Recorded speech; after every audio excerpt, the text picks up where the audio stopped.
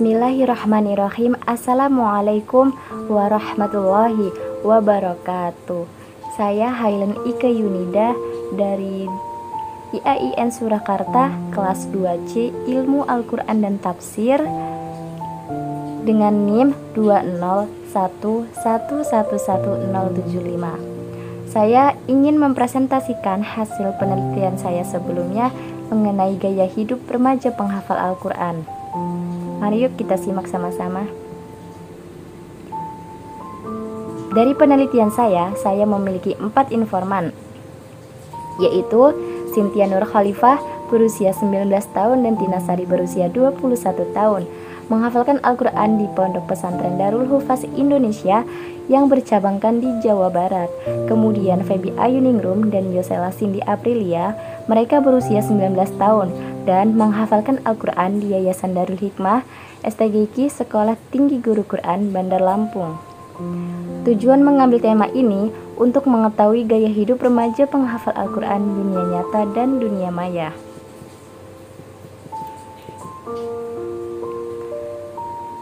Berikut gambar dari beberapa sosial media, yaitu ada Facebook, Twitter, Instagram, YouTube, WhatsApp, dan lain-lain. Kemudian salah satu media sosial yaitu WhatsApp ialah perantara untuk para penghafal Al-Quran melalui video call, telepon, dan voice note. Selanjutnya ada Al-Quran yaitu mushaf untuk menghafalkan Al-Quran. Kemudian ada beberapa para remaja penghafal Al-Quran. Dan gambar yang terakhir ialah salah satu contoh Al-Quran digital melalui handphone. Selanjutnya gaya hidup remaja penghafal Al-Quran di dunia nyata dan dunia maya. Selain menghafalkan Al-Quran, kegiatan mereka yaitu mengajar. Yang mengajar adalah dari keempat informan. Kemudian mereka pun melakukan kuliah. Yang melakukan kuliah yaitu Cynthia Nur Khalifah, Feby Ayuningrum, dan Yosela Cindy Aprilia. Kemudian mereka menghafalkan Al-Quran, target 1 halaman per harinya. Kemudian berdakwah melalui sosial media dan dengan cara mengajar. Yang kelima, metode menghafalkan Al-Quran yang berbeda-beda seperti menggunakan mushaf Al-Quran, Al-Quran digital, atau speaker dengan mendengarkan murotal, mengulang-ulang bacaan, kemudian dihafalkan kembali serta membaca terjemahan dengan bahasa daerah dan minta disimak oleh temannya. Beberapa gambar contoh gaya hidup remaja penghafal Al-Quran di dunia nyata. Gambar yang pertama, penghafal Al-Quran sedang kuliah di STGQ yaitu Sekolah Tinggi Guru Quran, dan penghafal Al-Quran pada saat jam tahfiz. Kemudian setoran hafalan saat kuliah. Setoran hafalannya bersama Ustadz Syuban. Kemudian ada budaya remaja penghafal Al-Quran. Untuk gambar yang pertama yaitu podcast Islami media dakwah dan penghafal Al-Quran yang tidak meninggalkan hobinya seperti bermain keyboard, dan ini adalah wanita yang sudah syar'i. Salah satu contohnya. Kemudian ada lagu religi versi pop.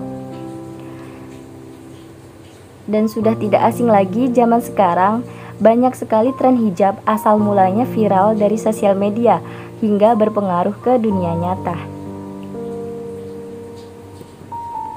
Pendapat informan mengenai budaya tersebut ialah model hijab dan dakwah online tersebut menurut Cynthia Nur Khalifah bisa menjadi sebuah jalan mendapatkan hidayah karena cara dakwah para guru kita dan juga tren hijab sedikit demi sedikit khususnya para wanita bisa mengetahui ajaran Islam.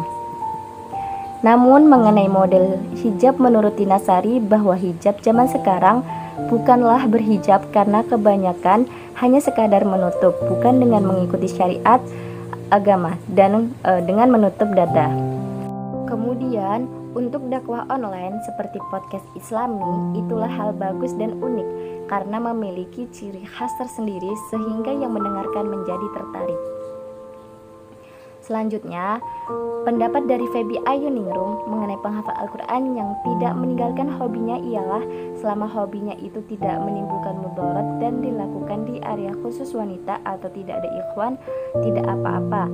Jika sebaliknya, maka lebih baik dihentikan, karena khususnya seorang wanita harus menjaga dirinya dari pandangan laki-laki. Menurut Josela Cindy Aprilia mengenai lagu religi versi pop, ia berpendapat bahwasannya musik adalah haram. Kalau kegiatan di media sosial, menurutnya ialah tergantung pengguna. Jika dipergunakan untuk motivasi menghafalkan Al-Quran, maka itu baik. Selanjutnya, peran penghafal Al-Quran di media sosial. Yang pertama, mencari motivasi kembali di berbagai media sosial. Selanjutnya, lebih berusaha mencoba ambil atau mempergunakan dengan sebaik mungkin agar dampaknya pun baik. Kemudian mendakwahkan Al-Quran walaupun hanya 1 ayat. Dan yang terakhir, selalu mengingatkan atau memberikan nasihat untuk diri sendiri maupun orang lain. Dampak media sosial untuk penghafal Al-Quran, yaitu dampak positifnya untuk memotivasi mendapatkan ilmu agama, mengikuti tren dalam ruang lingkup Islami, dan jalan untuk menjemput hidayah, dan lain-lain. Kemudian dampak negatifnya, jika tidak bisa memilah, maka hanya sekedar untuk ikut-ikutan saja, seperti hijab model yang lebih modern tetapi tidak menutup dada, menyebabkan kebencian, hoax, dan juga membuat penghafal Al-Quran menjadi lalai dalam waktunya. Sekian presentasi dari saya. Apabila ada salah kata dan ucap, kemudian salah sifat, saya mohon maaf. Sekian, terima kasih. Wabillahi taufiq wal hidayah. Wassalamualaikum warahmatullahi wabarakatuh.